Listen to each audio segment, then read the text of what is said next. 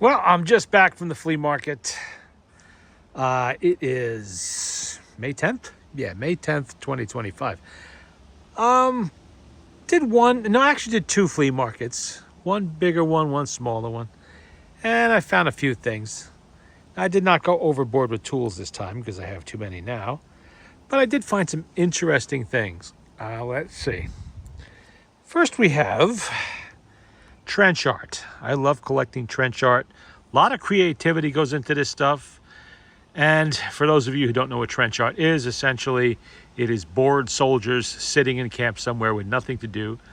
And they have lots of shell casings lying around, so they make things out of them. Usually this takes the form of a very basic ashtray or something like that. They might make a cigarette lighter out of one of these shells, a 50 caliber shell. You don't usually see trench art made into candlesticks. At least I haven't. These are candlesticks and a matching set made from 40 millimeter shells dated 1943. Both of them are. The 40 millimeter shell on the bottom. They used a 50 caliber shell for the rest of it.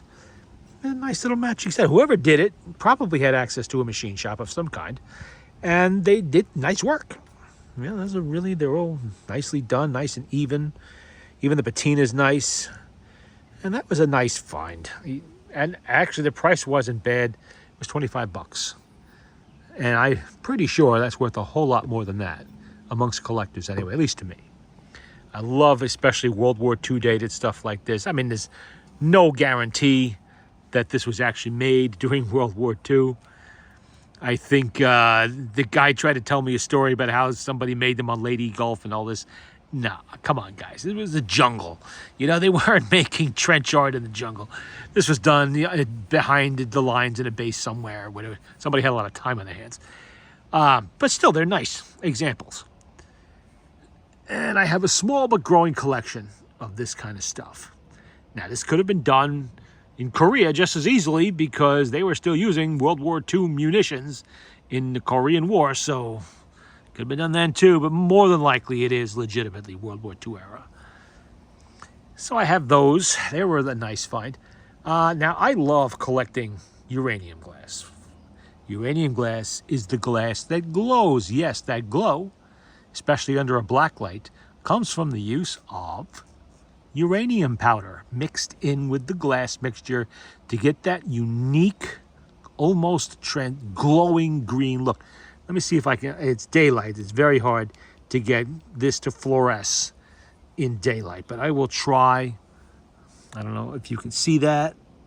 Let me see if I can. There you go. See what a light? This is a black light, just like the CSI guys use, and see how that glows? Now, if you do this in a darkened room, this just lights up like a neon sign. See, they're all this not so much, but down there it does. The candy dish. And there was a lot of this stuff that I saw at the flea market. But because it's May, it's early in the season yet, not that many people were looking to do deals. And I can't blame them for that. I wouldn't do it either. They have a large, massive flea market that's coming up, Brimfield it's called. A lot of the dealers were going to that. There's a lot of people coming out of Boston, New York City for that one. And they spend a lot of money on antiques. Twice, even 3 or 4 times what the dealers would get for the same stuff around here. But there were enough small dealers there that are only local. They don't sell on eBay. They don't go to Brimfield. And they're looking to just unload stuff. And they were more than willing to make deals. And those are the people I dealt with today. I got one salt shaker. I'll find another one. This is Depression era, 1930s, as is the little creamer here, and the three divided candy dish here. And that's typical Depression glass. 1930 to 1940. This was a lot of, you could buy this in catalogs back then, but a lot of it was given away. Sometimes it's called carnival glass for that reason, although technically it isn't. You could go to the movie theater once a week. You would collect some kind of glassware like this, bring it home, and eventually you'd have a whole set. Really nice shape too. Nice older lady was liquidating a lot of her glassware, and she had that. And a very, very reasonable price. We're talking $5 and $10 here, not big money at all. Although you will see plenty of uranium glass selling for a lot of money. Some of it legitimately because it's a rare piece. Others just because people think anything old or like this is worth just huge amounts of money. I have a set of 4 of these goblets. Probably 1920s is what I'm guessing. You know, I am more a collector of the green glow. I'm not so much into patterns and all of that stuff. I mean, I recognize some of them. I know what depression glass is as opposed to stuff made after World War II or even before it. You know, I can tell somewhat of that. But I look for interesting glowing pieces of glass. I'm going to make a big display eventually and put all of these in there and put a couple of black lights over it and just have it light up. And yes, these are mildly radioactive. No, not enough to hurt you. The only thing that might hurt you on these is if you spend many years eating out of them. Because yes, they did make regular dinner plates out of uranium glass, drinking glasses, creamers. Anything that you might scrape cutlery against is a bad idea because you are scraping tiny bits of glass with each scoop of whatever you're eating, and that builds up in your body over time, giving you eventually, I suppose, did it long enough, you get mild radiation poisoning and who knows what else. We have these these custard bowls here. The lady who sold them to me was under the impression that they may be as old as the 1880s or 90s. That's possible. That is possible. They do look old. They are definitely older than the Depression. Just the construction of them, I can see that much. There is some hand work on these. So there are actually 6 of them. I have 6. I only have 2 out here, but I have 6 of them. I didn't want to unpack it all. It's all wrapped right now, and I don't want to take it all out. And this fluoresces like really, really nice. So we put those over there. They're a set of 6. These are a set of 4. Those are individual. This is all individual here. That was it. You know, I saw, like I said, dozens and dozens and dozens of pieces of uranium glass, everything from cake plates, dinner plates, coffee cups and saucers, everything imaginable. But they wanted $30, $40, $50, $60, $100. And there was one guy there with a cake plate. Friend of mine literally bought me one at a tag sale 3 days ago for $5. And he wanted $35. And he was not budging. I'm going to Brimfield, you know, whatever. And fine, you take it to Brimfield. I don't care. You know, you can rook the city slickers with that down there all you want. But you're not getting me to pay that. And because I know a common cake dish, Depression era, that's $5 to $10 is what it's worth. Not, you know, a lot of money. And that's only if I'm not doing a bundle deal or I'm getting a lot more. All right. Now, this was a bit of a surprise. This is a Radius camp stove. That's a Swedish-made camp stove. Radius was making stoves in Sweden for like 50 years. I think they stopped right around 1962 or 63 from what I've looked up online. Very popular stoves, really good too. They work very well. This is the Model 15 and it's not in polished brass. This one is actually nickel plated. So I don't know if that is of any real significance, why it's nickel plated other than corrosion resistance.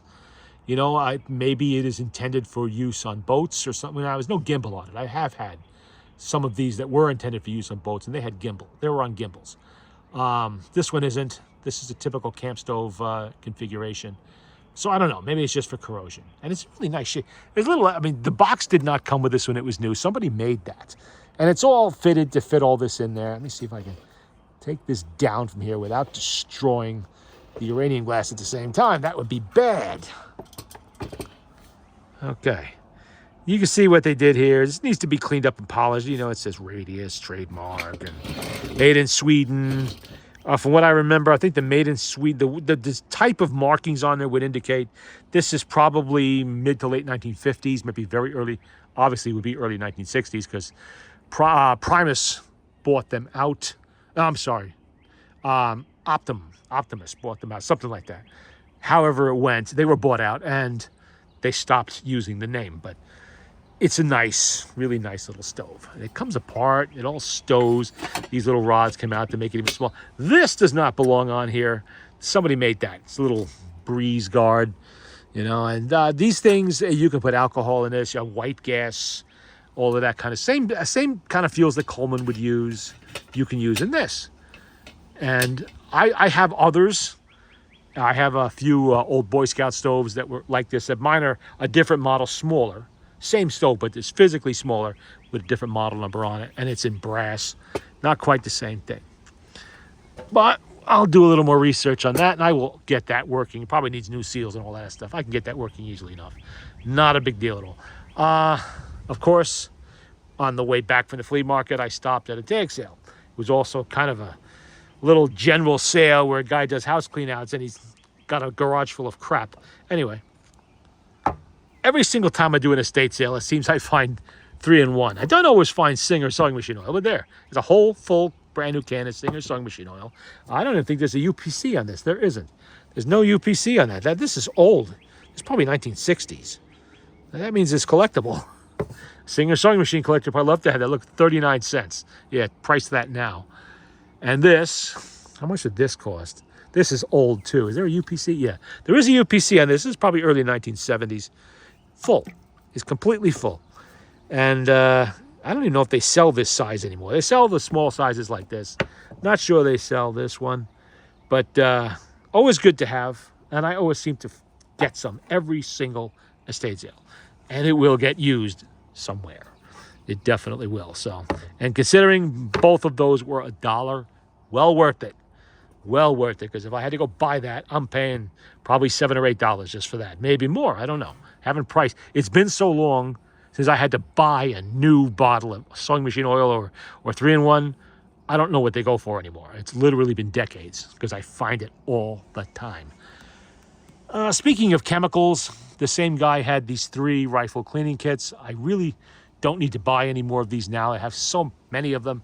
And the only reason I buy these is because they usually, average price is $2 to $3. That's literally what I find these for at estate sales, most tag sales, and even most flea markets. You know, they're throwaways. These are not the best cleaning kits for your, I mean, for occasional cleaning, they're fine. They, at least they have aluminum cleaning rods, things like that.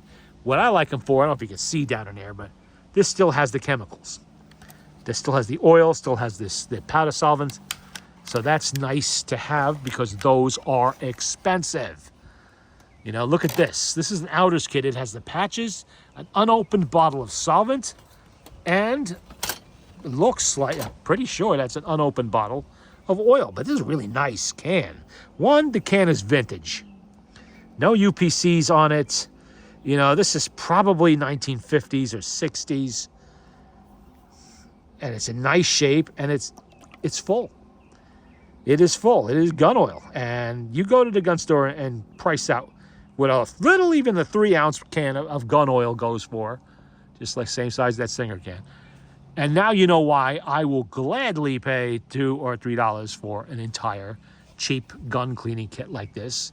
I mean, this will work. I don't want to say it's from Caldor. They've been gone a very long time. You know, I don't want to say these kits don't work or anything like that. They do work.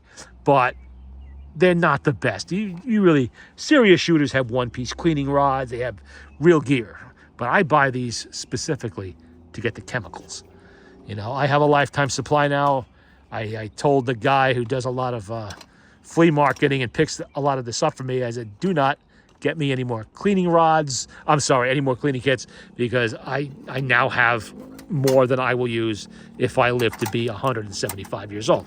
So, you know, that's good enough. Because remember, this is on top of the stuff I find at estate sales, especially the 3-in-1. So, how did I have that? This is not even the same kit. That's all right. As long as it's got the chemicals, that's all I care about. Matter of fact, he just brought me another 8 or 9 kits. So really, this was overkill. But this was like, I don't know what this was, $4 or $5 or something like that. And actually, I had a wrench in here somewhere for one of these. I don't know what happened to it. But anyway, put that over there. What else did I get? Oh, okay, let's put that aside. Small pipe wrench. And this is J.P. Danielson and Company. Stilson pattern, Jamestown, New York. It's in nice shape under the grime. This has the one-piece wooden handle, which means that is old. This is the first type of wooden handle they had on these pipe wrenches. It didn't work out because there's nothing but a threaded rod under here. And so if you put any kind of leverage on there, which people always do with cheater pipes, you snap that thing right off. You pulverize the wooden handle. They really quickly figured this out, and the tool companies changed the design to a two-piece wood, which was a steel shank running down here, and there was just a wooden insert on either side. J.P. Danielson and Company went through a couple of different ownerships. I think they went out of business or were taken over by somebody, and then they came back again. Did a lot of supplying for, who did they supply? Oh, I think it was Proto with different kinds of wrenches, something like that.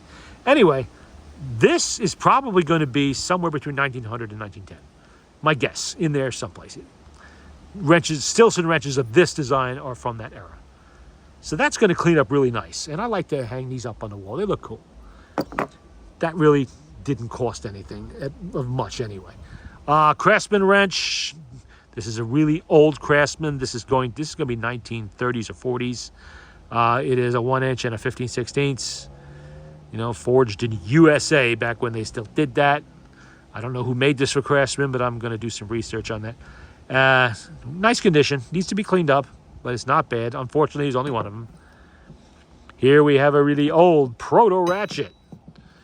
And made in USA. The whole Protos are. They still. Oh, I'm sorry. What am I saying Proto for? Williams. Williams is still USA. It belongs to Snap-on Tools now. It's missing the square shank that goes in there, so you can snap your sockets on it. But look how clean that is. That is surprisingly clean. I did not find this. The friend of mine who does a lot of tag sales and such, he found this. And a couple of these plastic insert trays, probably for SK toolboxes. 1/4-inch drive sets, don't know, they always break. So it's good to have that. And we have some books. I'm a sucker for old style Westerns and stuff like that. This one is actually, I'm not sure what this is about. Probably is a Western, but it's from a much earlier period than the other ones over there. This is 1890, I believe. This was really cool about it. Yeah, it is it's 1908. I believe this has a name in it. Does it have, or is that one of the other ones? 1908. Let me see if I can find it. No, I guess that must have been one of the other books that had somebody's name written in it. Oh, it does. It does. 1916. You see that? Somebody received this or bought it in October 1st, 1916. That is cool. That is really cool. I like that. I'll read that. I like the old books. And these are all Westerns from the Depression era. Basically, it's 1928 to 1936. The ones I have, you know, both of these authors wrote books after this. You still have the paper jackets on them, which is pretty unusual in my experience, with, you know, books like this that were mostly youth-type literature. You know, singing guns. Yeah, that's going to be some kind of a good story. Max Brand. I think this is no, it's not. This was first printed in 1928, and the last one's 1938. Okay, it's 1938 they go to. And, you know, that's, some of these, though, I think are first printings. Let me see. Well, maybe it's this one. Gunsmoke. I thought for a minute that was based on a TV show, then I realized how foolish that was. Being the dates when the book was printed and when the show was out. Let's see. Gunsmoke. Yeah, this was 1930. Copyright 1932. And it's in nice shape. It's a little yellowing on the pages, but it really was well kept. Whoever had these must have had them on a shelf in the house, not up in the attic or the basement or somewhere like that. So they're actually in good shape, and I will read those. You know, I have a whole bag full of them. This is just an example. It was actually at the smaller of the two flea markets, a tool dealer there, selling, you know, your typical imported type tools and equipment and supplies and stuff. And for some reason, he had this box full of books. Old books. What is this? It's a weird combination there. And apparently he had bought them from somebody just that morning, probably for next to nothing. I only paid $1 a piece for them, so that's not that bad. I know they're worth more than that on eBay and probably Amazon. You know, some hooks for hanging up tools and things like that. That's always useful to have. Anything I forgot? I think that is pretty much it. This is my blacklight. This is not something I got at the flea market. So it was a good day for uranium glass. I have quite a bit of this. I love collecting uranium glass. I just love watching it glow. I could be mesmerized by that for hours and hours. If it was darker out here, I would hit that with the black light, and all of those would just light up. You know, nuclear green. They're really, really cool. And I'm not worried about being irradiated by it. So, you know, I would mostly be concerned if I was being forced to eat off of this stuff, which I'm not. So that's not a problem. And that is the report from the first flea market I'm doing this year. I don't do too many flea markets anymore. I have some physical limitations. You know, I just can't do a whole lot of walking. So it takes me a long time to get to a flea market. Mostly, I have a friend of mine who's with me doing a lot of the running around and finding stuff. You know, oh, you got to come over here. Oh, you got to come over here. This is what you're looking for. So I will shuffle over there, and there it is. And unfortunately, not everybody wanted to make a deal, but it's understandable in May. You know, you're not going to find people stumbling over themselves to make a deal if they're going to a bigger flea market next week or next month or whenever Brimfield is. And they know they're going to have a lot of, you know, well-heeled people out of the city in there. I've been to those types of antique, I'm not even going to call them flea markets. Is the type of thing I went to is more like an antique bazaar or some kind, you know, a big building full of little stalls, and not an antique mall. This is more higher end than that. And this is where you see pocket watches that I know are worth about $25 to $50, and they want $500 for them. You know, and stuff like that. And really, and even fake antiques selling for really big money. And I say, well, this is not the place for me. Neither is Brimfield. I mean, I know there's bargains to be had at Brimfield, but it's too big. I wouldn't be able to handle that. You know, I would not be able to do much exploring at a place like that. And I am in at the low price, not at the high price. You know, I'm just buying for me. I'm not buying to resell to somebody else, you know, and make a profit on it. It's all stuff that I find cool and I like to collect, or I can use for whatever reason, like the cleaning kits or the oil, or just find really cool, like the uranium glass, the stove, or whatever, or the trenchant. You know, in the old days when I was selling on eBay, yeah, I would buy things with the object of flipping it, making a bit of a profit on it. But I don't do that anymore. It's too much of a pain in the ass. I like to collect for me now. You know, now it's my turn to be the collector. So, you know, of the cool stuff anyway. All right, that's it for now. Till the next estate sale anyway.